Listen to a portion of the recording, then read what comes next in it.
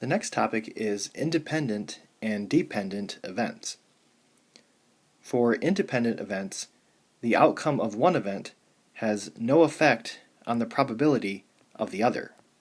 For dependent events, the outcome of one event has an effect on the probability of the other. The directions say, determine whether the events are independent or dependent. Taking a driver's education course and passing the driver's license exam.